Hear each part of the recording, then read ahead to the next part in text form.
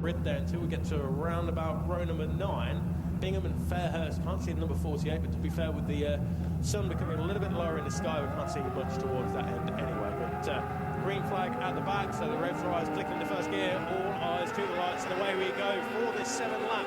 Race number 2, F1 and F2 Sidecars, Tim Reeves and Mark Wilkes on the inside already. They take the advantage to go in towards Paddock Hill Bend for the first time on that yellow, black and white machine. Then it's Williams up next, so it's Williams and Janssens, the number 91 in second place.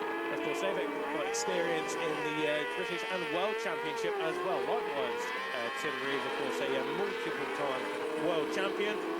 Mark Wilkes as well, a world champion in addition to those riders we just mentioned. But the Formula 2s, it is currently Clark and Johnson who have the advantage. It's a very initial advantage, it has to be said, as we look at a few of the tail enders, I suspect, is making their way down from Druids in towards Graham Hill Bend. But the race leaders round clearways and on towards Clark Curve as we speak. And it is the number 77 of Reeves and Will who will lead after the end of lap number 1 then. So 1 down, 6 to go. Opening lap time of 56.202 then. Williams and Janssens 1.1 second behind, but earlier on this afternoon they were into the 50.5 second bracket, so 50 and a half seconds was enough to see Williams and Janssens take pole position for this race. I wonder if we can get down for those kind of lap times in this particular encounter, but they're making the break on the first of the Formula 2s, as we mentioned. Number 9, Kieran Clark and Andrew Johnson, there they are, the luminous orange number 9. And then it is Paul Kirby and not Tom Kirby this time around. It's Sam Ashley, the passenger for Paul Kirby. But round clearways onto Clark Curve once more. A few of the slower outfits making their way up towards Druids, but coming across the line to complete the first of the flying laps then. The gap was 1.1, and it's a 51-second lap time to extend the race lead to 1.9 seconds after just 2 laps there for Tim Reeves and Mark Wilkes. But Tim Reeves, lots of experience over the, well, I was going to say a few years, but it's a little bit more than a few years, but Tim Reeves, they're very, very experienced in all manner of racing. They've been doing it a long time as Tim Reeves, and they're coming up on a lapper as they come out of Graham Hill Bend onto the bottom straight, then in towards Surtees. And what we need to watch really is that final F1 podium position, because Kirby and Astley only 0.7 of a second ahead of Peach and Hope, but they're still doing personal best now. In fact, both outfits doing personal bests.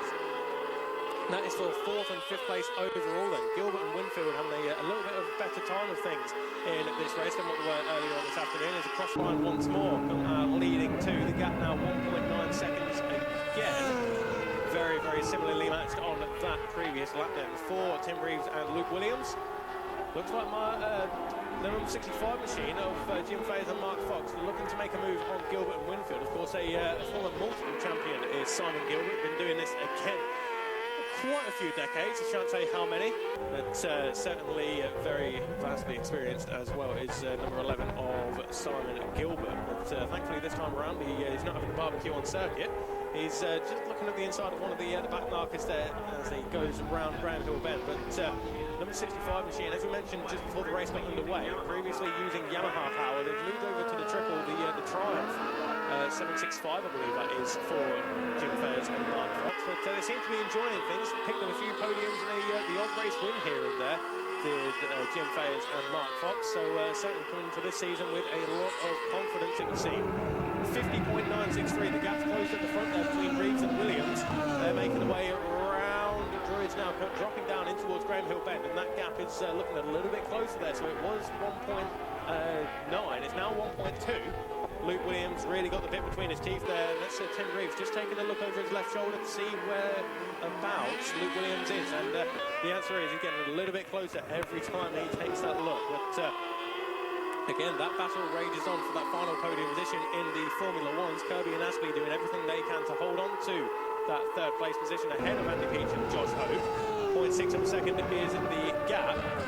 And looks like it's that Tim Reeves in the pits there. So number 77, Tim Reeves back into the pits as Luke Williams puts in the fastest lap of the race with 2 laps to go. So a 50.420, that's the quickest lap we've seen all weekend from the sidecars. A 50.420, I suspect that will be enough to see Luke Williams on pole position for tomorrow's race.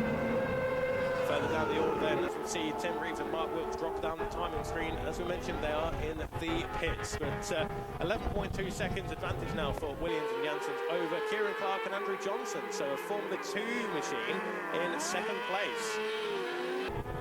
Kirby and Astley, Peachholm, Gilbert and Winfield, Dawson and Sims, everybody showing up, making up a position. In fact, Dawson and Sims made up 2 positions on that lap. Of course, that'll be 1 position on circuit, getting the better of Jim Fayers and Mark Fox.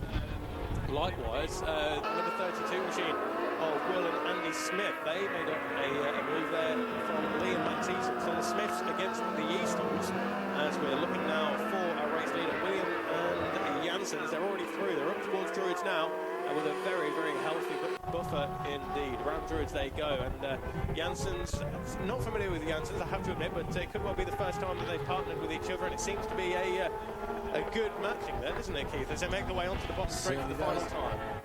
Yeah, no, we've seen the Williams with a couple of passengers just along the way. Sorry, Keith, got a retirement there just before Surtees. It looks like that could well be number 58 of Lee and Matt Easton. We'll keep an eye on it. But yeah, we've got a retirement there, and another sidecar in the pits as well. That's Ben Holland and Wayne Stevens. Ooh, a bit of a rub there.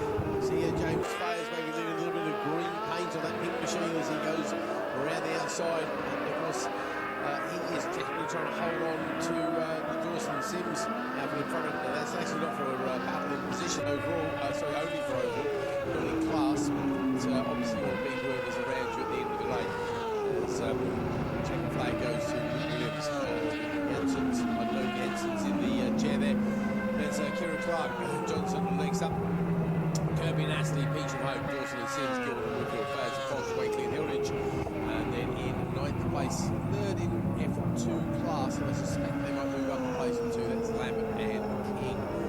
Canada and Evans behind him this time, so that's a swift range there for Greg Lambert this time. Canada and James Evans will do something about that a little bit later.